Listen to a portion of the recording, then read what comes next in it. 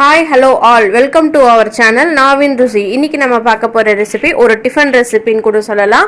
உப்பு உருண்டை. வாங்க எப்படி பண்றதுன்னு பார்க்கலாம். தேவையான பொருட்கள் நான் வந்து ஒரு 1.5 டம்ளர் அரிசி வந்து ஒரு 2 மணி நேரத்துக்கு முன்னாடி ஊற வச்சிட்டேன். பச்சரிசி தான்.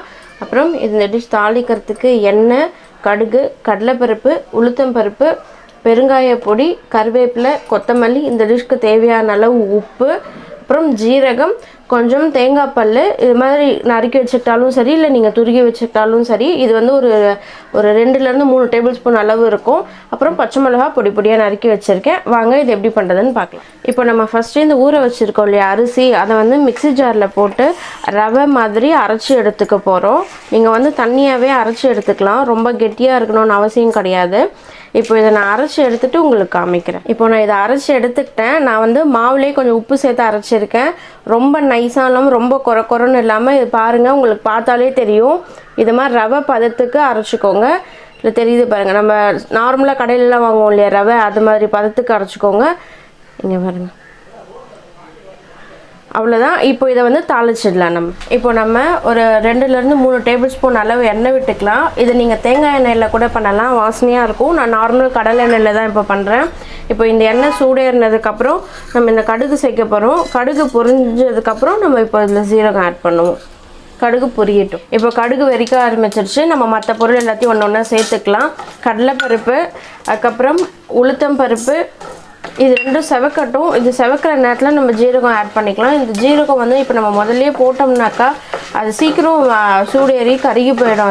அதனால் நம்ம பருப்பெல்லாம் போட்டதுக்கப்புறம் இதை போட்டுக்கலாம். இப்போ இது செவக்கிற டைமில் ஜீரகம் சேர்த்துக்கலாம். இப்போ பருப்பெல்லாம் செவக்க ஆரம்பிச்சிருச்சு. நம்ம இந்த டைமில் வந்து ஜீரகத்தை போட்டுக்கலாம். ஜீரகம் போட்டிங்கன்னா உங்களுக்கு நல்ல வாசனையாக இருக்கும். அதனால தான் நம்ம ஜீரகம் ஆட் பண்ணுறோம். இப்போ வந்து பெருங்காய பொடி சேர்க்க போகிறோம். இதில் நம்ம அடுப்பை சிம் பண்ணிவிட்டு சேர்த்துக்கோங்க பெருங்காய பொடி, ஏன்னா பொடின்றதுனால சீக்கிரம் கருகி போயிடும்.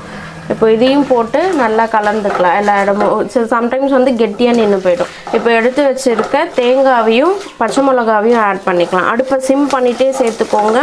தேங்காய் வந்து ரொம்பலாம் ஃப்ரை ஆகணும்னு அவசியம் கிடையாது, லைட்டாக வதங்கினா போகிறோம். இப்போ வந்து எடுத்து வச்சுருக்க கறிவேப்பிலையை சேர்த்துக்கலாம். இப்போது கொத்தமல்லி கொஞ்சம். இப்போ வந்து நம்ம அரைச்சிருக்க இந்த மாவையும் ஆட் பண்ணிக்க போகிறோம். அடுப்பை சிம் பண்ணிவிட்டு ஆட் பண்ணிக்கோங்க. உங்களுக்கு வேணும்னாக்கா இன்னும் கொஞ்சம் தண்ணி விட்டு கூட இது பண்ணிக்கோங்க. ஏன்னா நான் அரைக்கும் போதே வந்து தண்ணியாக தான் அரைச்சிருக்கேன். மாவை லைட்டாக ஒரு கலந்துட்டு சிம்மில் வச்சு சேர்த்துக்கோங்க. எப்பயுமே இது மாதிரி அடுப்பில் வந்து மாவு சேர்க்குறீங்கன்னாக்கா சிம் பண்ணிவிட்டு சேர்த்துக்கோங்க.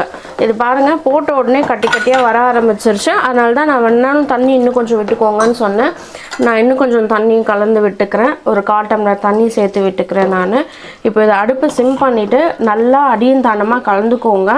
இது கலந்து இது பார்த்திங்கன்னா ஒட்டாமல் வரும், அதுதான் பதம். இது நம்ம அரை வேக்காடு வெந்திருந்தால் போகிறோம். நம்ம ஆல்ரெடி மறுபடியும் ஃப்ளேமில் வைப்போம், நம்ம ஸ்டீம் பண்ணுவோம் 10 நிமிஷம். ஸோ பாதி வேக்காடு வெந்திருந்தாலே போகிறோம். இது கொஞ்ச நேரம் கலரிக்கிட்டே இருங்க வச்சு. மீடியம் ஃப்ளேமில் வச்சுக்கோங்க, ஹை ஃப்ளேமில் வைக்காதீங்க. இப்போ இது பாருங்கள், நல்லா திரண்டு வந்துருச்சு. இந்த அளவு இங்கெல்லாம் ஒட்டாமல் வந்தால் போகிறோம். இப்போ இதை நம்ம ஒரு பிளேட்டில் ட்ரான்ஸ்ஃபர் பண்ணி ஆற வச்சு உருண்டை பண்ணிடலாம். இப்போ இதை நம்ம நல்லா ஆற வச்சு எடுத்துட்டோம். இது என்ன பண்ணுறீங்க, லைட்டாக இதமாக பிசைஞ்சிக்கோங்க. ஏன்னா அப்போ தான் வந்து நம்ம ஆறி இருக்கும்போது மேலெல்லாம் கொஞ்சம் வரன்னு இருக்கும், அதெல்லாம் கொஞ்சம் ஈவனாக இருக்கும். இது மாதிரி பண்ணால் தான் சாஃப்டாக இருக்கும்.